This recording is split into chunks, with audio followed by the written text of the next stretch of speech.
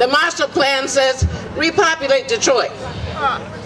A plan to repopulate Detroit, offering young people who are now leaving in droves housing for $1, government housing for $1, and 3 years, no taxes. Young people will stay in the city, they get free housing and no taxes for 3 years, won't they? I know they will. Guess what else it will do? Renewable energy. We're sitting on a gold mine. The water, which folks like to steal regularly, paid for by Detroit citizens. We own the water department and sharing with 1/4 of the state. The water that surrounds Detroit and Michigan, the Great Lakes, it's a gold mine. It's the new oil. It's the new gold. It's water. They can save the city with renewable energy. Alternative energy. That's accessible, available, and that's one of the special arms of this Marshall Plan. Using renewable energy, not selling the public lighting for a one-time fix. We're not into privatizing any. We need more jobs, not cutting off workers' jobs. The third line, we need rapid transit in Detroit, like every other major city. For every dollar you spend in rail, $8 follows in economic growth. For every dollar you spend in rail, light rail, $8 follows. The reason there is no light rail in Detroit is not because the citizens don't want it. Citizens had it before I was born.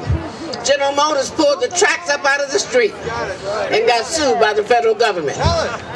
The huge sum of $5,000 back in 1929.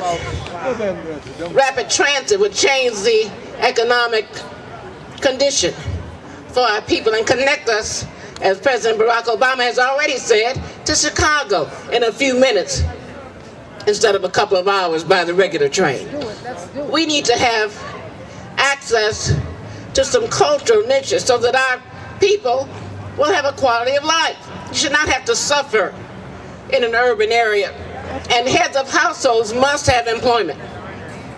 An anchor of the Urban Marshall Plan is to put everybody who's a head of household to work, not make work, not work training, real work, sustainable work with a living wage that will allow them to pay their bills and take care of their families.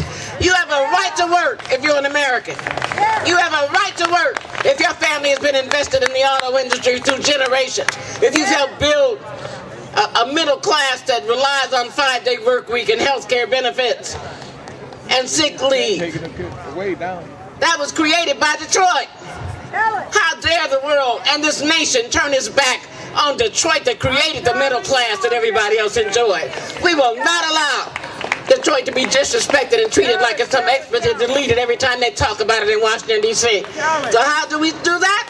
By standing up and remembering who we are. Every household in Detroit has somebody who's connected with organized labor. Every household in Detroit has somebody who's connected with the movement. Every household in this community, in the whole region, has somebody that is here, that is alive because somebody marched for them, resisted the terrorism of their day for them, somebody protested for them, somebody stood up for them. We're in the fact we had to even organize to get the permit for this demonstration. Did you know that? I shouldn't have had to fight so hard just to get the permit for this event at the city council table. People have forgotten who they are.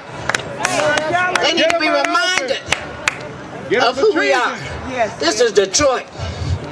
This is Detroit. And our roots, the shoulders we stand on, demand that we stand up. Because the people united can never be defeated. The people united will never be defeated. The people united will never be defeated. Let's unite and let's win.